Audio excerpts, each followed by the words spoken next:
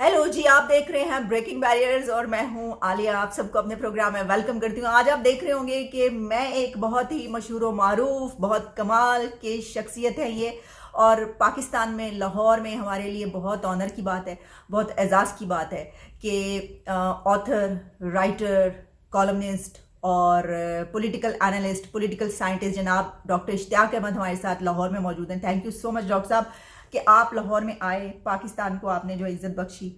और यहाँ पर बेशुमार लोग जो है वो आपके बहुत ज़्यादा फ़ैन हैं और आपसे मिलने के लिए बेताब हैं। और आज मेरी आपसे मुलाकात हो रही है।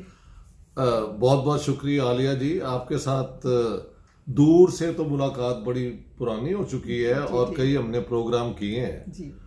तो मेरी भी अब दिल में ख्वाहिश थी कि आपसे मिला जाए, और मुलाकात उसी शहर में हो रही है जहाँ से हम दोनों हैं।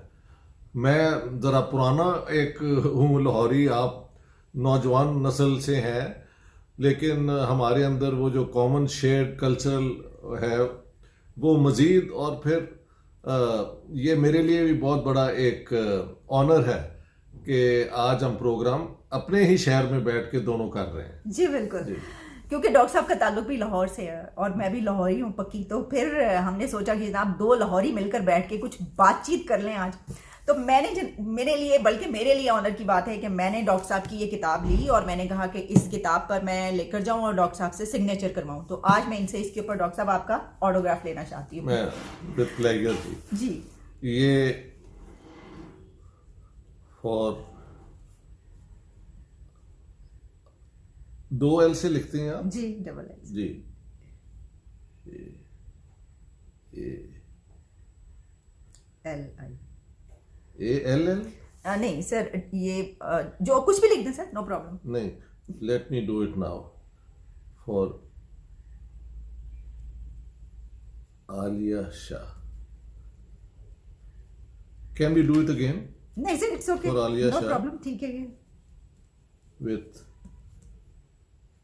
best wishes and fond regards, Ishtiaq Ahmed. Today is the 13th of February 2023. जी। Incidentally, 13th February is also my father's birthday. He died in 2005. So he was born on 13th February 1913. So what a coincidence. Exactly, ये चलें। Doctor साहब ने मुझे Thank ये you. Sign कर दी है book. तो thank you so much doctor साहब। अच्छा जी, आज हम बात करेंगे, मैंने कहा जरा मौके से फ़ायदा उठाया जाए। तो स्वीडन में जब ये होते हैं हम बात करते ही रहते हैं, आज जब ये लाहौर में है तो हम क्यों ना कोई बात करें डॉक्टर साहब, क्योंकि आगे मार्च भी आ रहा है। ठीक है जी, 23 मार्च हम जी। बड़े जोशो जज्बे के साथ मनाते हैं और मनाना भी चाहिए, मनाते रहेंगे। लेकिन एक बात, क्योंकि हिस्ट्री पे आपसे ज़्यादा अच्छा बेहतर जवाब कौन दे सकता है, जब हम ये बात करते हैं तो इसके ऊपर बड़ी डिबेट की जाती है कि जनाब जो ये मुल्क है ये मुसलमानों के लिए बना और अलग अपना एक तशख़्ख़ुस और अलग वहाँ पे उनको एक होमलैंड चाहिए था जिसके लिए बनाया गया। तो सवाल फिर ये उठता है कि उस वक्त बड़े सगीर में यानी हिंदुस्तान में उस वक्त तो इतनी बड़ी तादाद जो मुसलमानों की थी वो तो वहीं पर रह गई। तो जब ये हुआ तो मिस्टर जिन्ना ने और बाकी जो लीडर्स थे तो उनको तो ये करना चाहिए था कि तमाम मुसलमानों का एक मुल्क हो जाए, अगर सिर्फ मुसलमानों के लिए एक अलग मुल्क बना और बाकी जो है हिंदू जो है वो वहां पर रह जाएं या जो भी और वो है। जी। ऐसा क्यों नहीं हुआ या क्यों नहीं सोचा गया? ये क्या अजीब सी एक बात ये कही जाती है। ये आपने जो सवाल उठाया ये बहुत बड़ा सवाल है, और मैं बहुत खुश हूँ कि आपने उठाया और ये सवाल लाहौर में उठाया जा रहा है, क्योंकि 23 मार्च वाला लाहौर रेजोल्यूशन यहाँ पे हुआ और उसके बाद पार्टीशन की बात हुई। तो मसला ये था कि ये 1000 साल पुरानी जो मुसलमानों की कम्युनिटी यहाँ बन चुकी थी, जब मुसलमान यहाँ पे हुकूमत करते रहे हैं 700 साल, तब तो इन्होंने मुसलमानों के लिए कोई अलग मुल्क नहीं बनाया। और जो मुग़ल या उससे पहले जो सुल्तानेत पीरियड है उसमें हिंदू और मुसलमान और बाकी सब रियाया थी और हाकिम या रूलर मुसलमान थे। तो बात अब होती है कि ये अगर आप एक मुल्क बना रहे थे सिर्फ मुसलमानों के लिए, तो हिस्टोरिकली तो ये ऐसे नहीं था। ये मुल्क सब उन लोगों के लिए था। हाकिम नॉर्दर्न इंडिया में जो थे वो मुसलमान थे। यहाँ पे एक पीरियड में महाराजा रंजीत सिंह भी रूलर रहे, हाँ जी, लेकिन रियाया के अंदर मुसलमान, हिंदू, सिख हमेशा हुए हैं। तो जो तर्ज हुकूमत हमारे इलाके की है, हिंदू पीरियड के बाद अगर आप मुस्लिम पीरियड कहें कि कुछ आता है, ये मुस्लिम पीरियड है, तो उसके अंदर भी हम देखते हैं कि हाकिम जो भी होगा उसके नीचे रियाया जो है वो मिक्स्ड ही होगी। और जो यहाँ की एक अंडरस्टैंडिंग थी कि ruler is the protector of all communities. अब कुछ रूलर्स ने इसको पूरा निभाया और अच्छी तरह निभाया, कुछ रूलर्स ने इसको कभी कभी अपना एक्सट्रीमिज्म भी इस्तेमाल की, कहते हैं फोर्स्ड कन्वर्शंस भी हुई, लेकिन दैट्स ऑल पास्ट। किसी ने, औरंगजेब ने भी कोशिश नहीं की कि मुसलमानों के मुल्क बने। उसके जो जनरल थे उसमें राजपूत नंबर जो है अकबर के दौर से ज़्यादा था। तो बाकी खैर, सो मैंने ये मिसालें आपको दे दी हैं हिस्ट्री में कि ये 23 मार्च के रेजोल्यूशन ने एक नई सोच पैदा की कि सिर्फ मुसलमानों के लिए एक मुल्क होगा। लेकिन जो यहाँ पे मुसलमान थे वो तो हिंदुस्तान के हर कोने में थे। मैं 2009 में जब गया साउथ इंडिया और टीपू सुल्तान के मज़ार पे मैं चला गया, सेरंगापट्टम, तो वहाँ भी हर जगह पे रोड पे इधर उधर मुझे मुसलमान मिले। तो अब ये था कि पाकिस्तान अगर आप बना रहे हैं, जो जिन्ना साहब की कॉल थी, तो वो उन इलाकों में आप बनाना चाहते थे जहाँ पे मुसलमान अक्सरियत में हैं। और यहाँ पे जब ये कॉल दी गई तो सिखों की तरफ से सरदार सुंदर सिंह मजीठिया ने एक हफ्ते बाद लाहौर रेजोल्यूशन का कहा था कि अगर आप हिंदुस्तान को अपना होमलैंड नहीं समझते और आप मुसलमानों के लिए एक अलग मुल्क बनाना चाहते हैं, तो ऐसे इस्लामिक मुल्क में हम जो सिख हैं वो नहीं रहेंगे। तो अगर हिंदुस्तान तकसीम होगा तो फिर पंजाब की भी को भी तकसीम करना पड़ेगा उसी बुनियादों पे कि जिन पंजाब के इलाकों में हिंदू और सिख मेजॉरिटी में है, वो अगर चाहें तो अलग होकर हिंदुस्तान का हिस्सा बन जाए या कोई सिख स्टेट बन जाए। लेकिन जिन्ना साहब ने इन सब चीज़ों को रद्द किया और कहा कि हिंदुस्तान की तकसीम तो करो और मुस्लिम माइनॉरिटी को उन इलाकों में एक मुल्क दो जहां वो मेजॉरिटी में है।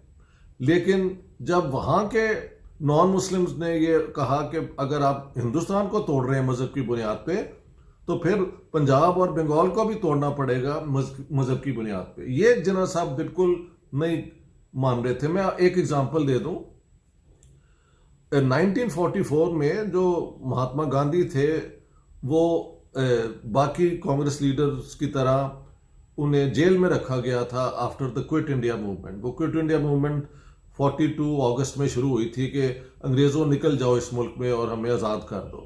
तो फिर इन सबको अरेस्ट कर लिया गया। लेकिन लॉर्ड वेवल जो थे, second last viceroy of India, उन्होंने भेजा, रिलीज किया गांधी जी को कि आप कायदे आज़म को मिलें और कोशिश करें कि आप कोई ऐसा फार्मूला अग्री कर जाए कि हिंदुस्तान किसी तरीके से एक मुल्क रहे और आप दोनों की ख्वाहिशात भी पूरी हो जाएं। हाँ जी। 44 में फिर गांधी जी कायदे आज़म के घर बॉम्बे में कुछ 14-15 कुछ तो कहता है 19 दफ़ा गए हैं उनके घर, बार बार पिक्चर्स भी हैं उस दौर से। लेकिन अग्रीमेंट कुछ नहीं हुई। जो गांधी जी ने कायदे आज़म को प्रेजेंट किया वो ये था कि ठीक है, आप चाहते हैं ना पाकिस्तान, तो जब ये अंग्रेज जंग ख़त्म होगी और अंग्रेज ट्रांसफ़र कर देंगे हमें पावर, तो जिन इलाकों में आप चाहते हैं पाकिस्तान बनाना वहाँ हम प्लेबिसाइड करा लेंगे कि वहाँ के लोग क्या चाहते हैं। जिन्ना साहब ने कहा कि ठीक है, ये आई एग्री कि पाकिस्तान बनना चाहिए, लेकिन प्लेबिसाइड जो है वो उसमें सिर्फ मुसलमान वोट दे सकेंगे। जो यहाँ के हिंदू सिख होंगे इन इलाकों में उनको राइट टू वोट नहीं मिलेगा। अब ये आप देखें, ये एक मेरे ख्याल से इलॉजिकल अनरीजनेबल पोजीशन थी, क्योंकि देखे मुसलमान सारे हिंदुस्तान में 25% थे। इन दो इलाकों में ये इनकी स्लाइट मेजॉरिटी थी। पंजाब में 57.1% और बंगाल में 52%, बाकी हिंदू और इधर हिंदू सिख। ठीक है, इन हालात में अगर एक माइनॉरिटी हिंदुस्तान की तकसीम करा सकती है, मसलन आप यूं देखें, अगर प्लेबिसाइट होता कि पाकिस्तान बनना चाहिए या ना, तो हिंदू मेजॉरिटी कभी वोट ना देती तो पाकिस्तान ना बन सकता। अब आप पाकिस्तान अगर वो मान गए हैं कांग्रेस वाले, तो उनकी जो डिमांड है कि ठीक है आप पाकिस्तान ले लें, लेकिन प्लेबिसाइट में जो हिंदू सिख हैं उनकी भी राय लेनी चाहिए। जिन्ना साहब ने उसको ओवररूल कर दिया। और लॉर्ड वेवल जो जिन्ना साहब को पसंद करते थे, उन्होंने कहा कि जिन्ना ओवर प्लेड हिज हैंड, यानी एक गेम जो होती है कार्ड्स की, उसके अंदर अगर गलत हाथ मूव कर दें ट्रिक, तो then you end up losing ना। तो यहां से शुरू होता है प्रॉब्लम कि ये चाहते थे कि हिंदुस्तान तकसीम हो जाए, लेकिन पूरा बंगाल और पंजाब पाकिस्तान को मिले। दूसरी तरफ ने कहा कि पहले तो हम नहीं चाहते हिंदुस्तान की तकसीम, लेकिन अगर होगी तो फिर पंजाब और बंगाल की भी होगी। समझ गए आप? तो 3 जून 1947 जो पार्टीशन प्लान अंग्रेजों ने एग्री की, उसमें अंग्रेजों के पॉइंट ऑफ व्यू से जो रखा गया और इन सब की मर्जी से वो बात बनी कि पाकिस्तान बन जाएगा और इंडिया भी बनेगा, लेकिन माइनॉरिटीज वहां ही रहेंगी जहां उनका घर है, और ये पीसफुली होगा। लेकिन पंजाब के गवर्नर जो हैं सर एवन जेंकिंस ने बार बार उस जमाने में लिख रहे थे कि ये अब ख्वाब ख्याली है आपकी कि ये पुरअमन होगा। पार्टीशन जब होगी तो यहाँ पे पंजाब में बहुत खून खराबा होगा, क्योंकि मार्च 1947 के बाद किलिंग, स्टैबिंग, बम चला देना, आग लगा देना, ये हर मोहल्ले में इधर उधर हो रहा था। मुस्लिम मेजॉरिटी इलाके जो हैं वहाँ पे हिंदू सिख जेर ताब थे, और जहाँ पे मुसलमान माइनॉरिटी में थे हिंदू सिख, उन पे हमले कर रहे थे। मार्च से लेके जुलाई के शुरू तक एक्चुअली हमले मुसलमान इलाकों से हुए हैं हिंदुओं और सिखों पे। 2 जुलाई के बाद फिर उधर से सिख जत्थों ने मुसलमानों पे अटैक शुरू किया, तो ये भी हम इस फील्ड में ले आए। सो 3 जून प्लान ने ये प्रपोज नहीं किया कि पॉपुलेशन एक्सचेंज हो, ना जिन्ना साहब ने इसकी डिमांड की, ना कांग्रेस ने कहा कि हम यहाँ के मुसलमानों को हिंदुस्तान से निकालना चाहते हैं। हमारे फलसफे के मुताबिक ये मुल्क हर उस बंदे का, उस औरत का है जो इस धरती पे पैदा हुआ है। तो मुस्लिम हो, हिंदू हो, सिख हो, दे आर ऑल इंडियंस। अब जब पार्टीशन हुई तो उसके अंदर तो कोई शक ही नहीं थी कि पॉपुलेशन एक्सचेंज होगी, लेकिन अगस्त 16 जब डायरेक्ट एक्शन जिन्ना साहब ने कॉल किया कलकत्ता में, तो वहां पे तो 3-4 दिनों में कोई 10,000 लोग मारे गए थे। पहले हिंदुओं पे अटैक होते रहे, बाद में उन्होंने अटैक किया और मुसलमान बहुत लार्ज नंबर्स में मारे गए। इसके बाद बिहार के अंदर वन साइडेडली मुसलमानों को मारा गया 5 से 7,000। उधर नोआखली में हिंदुओं के ऊपर हमले हुए, जहां वो मिनॉरिटी में थे तो मुसलमान कर रहे थे, जहां वो दूसरे थे। सो दिस इज, फिर ये बॉम्बे में हुआ, और दिसंबर 1946 में ये जो है ना हजारा डिस्ट्रिक्ट खैबर पख्तूनख्वा का, यहाँ पे हिंदुओं और सिखों पे बहुत जबरदस्त हमले हुए।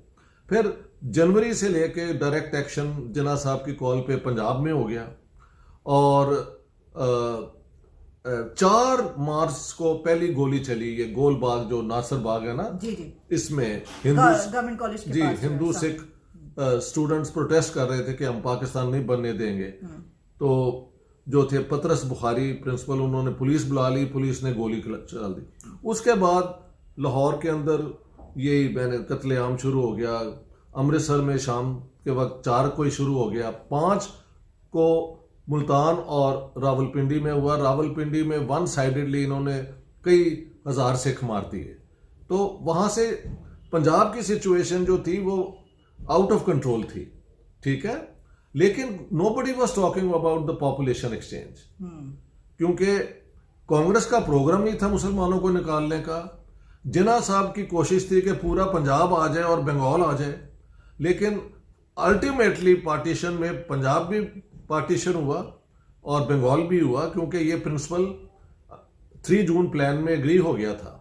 डॉक्टर साहब यहाँ पे एक सवाल ये बनता है, आपने जिस तरह ये कहा कि ये कोई नहीं सोच जी डॉक्टर साहब, यहाँ पे सवाल ये बनता है कि ये फिक्र तो मिस्टर जिन्ना को होनी चाहिए थी, मुसलमान लीडर्स को होनी चाहिए थी कि हम पॉपुलेशन एक्सचेंज की बात करें, क्योंकि हमारी तो थ्योरी यही है इस वक्त के 2 नेशन थ्योरी, और जो कंट्री है वो मुस्लिम्स के लिए बन रहा है। वो लोग तो बात ना भी करते तो उनका तो कोई वो इसके अंदर नहीं था, जो गांधी और दूसरे बिल्कुल सही। क्या मैं सही कह रही हूँ? तो उनको बात करनी चाहिए थी, ये करनी चाहिए थी।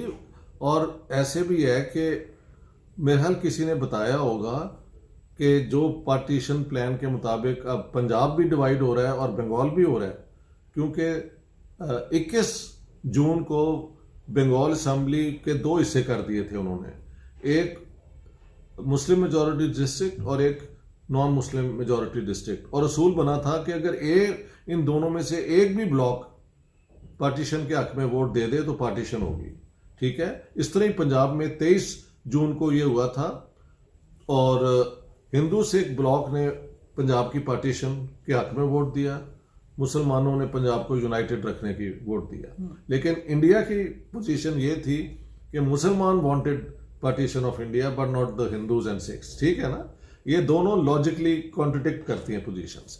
अब तो सर ये जो आइडियोलॉजी है, इसको ये आप नहीं समझते कर देती है ये आइडियोलॉजी? ये आइडियोलॉजी ने जो मुसलमान स्कॉलर्स हैं, अबुल कलाम आज़ाद, हुसैन अहमद मदनी और ये जितने बड़े बड़े इस्लाम के बड़े स्कॉलर्स हैं, उन्होंने कहा था कि ये पार्टीशन जो आप करवा रहे हैं ये तो मुसलमानों की पार्टीशन होगी, आखिर में जो लूजर हैं वो तो मुसलमान होंगे। 1000 साल की पुरानी कम्युनिटी को आप 2 में बांट देंगे, बाद में 3 हो गए जब बांग्लादेश बन गया। लेकिन जिन्ना साहब ने किसी की नहीं सुनी, सिंपल एज दैट। उन्होंने कहा over my dead body I want Pakistan, ये उनकी बार बार उन्होंने स्टेटमेंट दी है। तो अब जब ये फिसादात शुरू हो गए थे, अच्छा उसमें एक और भी बात थी ये 3 जून प्लान में कि while the populations will stay where they are, जो ऑफिसर्स हैं स्टेट के वो चूज कर सकते हैं इंडिया ज्वाइन करना या पाकिस्तान। तो जो मुसलमान थे अक्सर पंजाब के और इधर के, उन्होंने पाकिस्तान के लिए किया, और हिंदू सिखों ने इंडिया के लिए ऑप्ट कर दिया। अब आप वहाँ पे मुसलमान हैं, इधर हिंदू सिख हैं, लेकिन ऑफिशियल टर्म में उनकी कोई रिप्रेजेंटेशन नहीं है। तो इन हालात में फिर जो हमले हुए ना, तो माइनॉरिटीज़ को प्रोटेक्ट करने के लिए कोई भी नहीं था। लेकिन जिन्ना साहब को ये ऑफर कई दफ़ा हुई कि आप पॉपुलेशन एक्सचेंज की बात करें, लेकिन वहाँ पे प्रॉब्लम क्या था कि ये पार्टीशन ऑफ पंजाब के बावजूद 21% पॉपुलेशन पंजाब की जो है ना वो पाकिस्तान की, वेस्ट पाकिस्तान की हिंदू और सिख होनी थी, और बंगाल के अंदर 23% होनी थी। इनको कबूल करना पड़ा। लेकिन जब फिसाद शुरू हो गए तो अगर वहाँ के यहाँ से फिर हिंदू और सिख सब भाग गए ना, हमारे वेस्ट पाकिस्तान में ना कोई हिंदू रहा ना कोई सिख रहा, लेकिन वहाँ पे तो मुसलमान रहे, क्योंकि कांग्रेस की हुकूमत ने और जवाहरलाल नेहरू और महात्मा गांधी और सरदार पटेल, इन सब ने अपने अपने तरीके से जो प्रॉमिस किया था कि माइनॉरिटीज़ पे हम प्रोटेक्ट करेंगे, उन्होंने किया। सिर्फ ईस्ट पंजाब में हमले हुए मुसलमानों पे, और जिस तरह हमारी तरफ इस तरफ हुए। तो अब ये है कि मुल्क आपने बना लिया, लेकिन आप मुसलमान वहाँ छोड़े। उसमें एक अगर आप इजाज़त दें तो मैं 30 मार्च 1941 को कानपुर के जो मुसलमान हैं उन्होंने जिन्ना साहब को कॉर्नर कर लिया। उन्होंने कहा कि लाहौर रेजोल्यूशन 1940 का जो है, जहां पाकिस्तान बना रहे हैं वहां पे तो ऑलरेडी पाकिस्तान है। पंजाब, नॉर्थ वेस्ट फ्रंटियर और सिंध, बलूचिस्तान तब अभी प्रोविंस नहीं था, तीनों चीफ मिनिस्टर जो हैं वो मुसलमान हैं। बंगाल के चीफ मिनिस्टर भी मुसलमान हैं। तो जहां जहां मुसलमान मेजॉरिटी में है वहां पे तो आपकी पहले ही हुकूमतें बन चुकी हैं, तो हमारा क्या बनेगा? तो वहां पे अब फैक्ट है, आप मेरी जिन्ना वाली किताब में पढ़ लेंगे। जिन्ना साहब ने कहा कि मैं 2 करोड़ मुसलमानों को कुर्बान कर दूंगा और उनको स्मैश करवा दूंगा, स्मैश उनके हाँ करवा दूंगा, 7 करोड़ मुसलमानों को आज़ाद कराने के लिए। तो वहां पे भी उन्होंने कहा कि नहीं नहीं, हम तो मिनॉरिटी, आपको हम सब पाकिस्तान में ले आएंगे। ये नहीं कहा, ये कहा कि मैं 2 करोड़ जो या माइनॉरिटी प्रोविंसेस के लोग हैं उनको मैं स्मैश करवा दूंगा, ताकि 7 करोड़ कम से कम आज़ाद हो जाएं कांग्रेस और हिंदुओं के रूल से। तो जिन्ना साहब की ये जो फैसले हैं, यानी सर स्मैश करवा दूंगा, यानी स्मैश का मतलब ये होता है कि ये आप पकड़े और जमीन वो मारें और ये टूट के वो तो ठीक पीसेस है, हो जाए। हाँ, हाँ। लेकिन उनका इसमें मतलब प्रैक्टिकली इसका क्या मतलब था कि क्या करेंगे? No, he had no good arguments. वो उनको कहना चाहिए था ना कि हम ये करेंगे कि सारे मुसलमान पाकिस्तान में आ जाएंगे और सारे हिंदू उधर चले जाएंगे। ओके। वो नहीं ना कहना चाहते थे वो, क्योंकि उधर से जितने मुसलमान आ रहे थे वो वेस्ट, देखें वेस्ट पाकिस्तान की 1947 में North West Frontier, Punjab, Sindh and Bengal, Baluchistan की पॉपुलेशन थी 33.7 मिलियन। अगर इंडिया से वो 3 करोड़ मुसलमान और भेज देते इधर, हाँ जी 35 करोड़ थे ना वहां पे, तो पाकिस्तान के पास ना तो कोई अभी कोई अपनी प्रोडक्शन थी, ना ऑफिस थे, ना स्कूल थे। ये तो एक नई स्टेट बना रहे थे। तो जितने लोग, what to do now sir कितनी देर में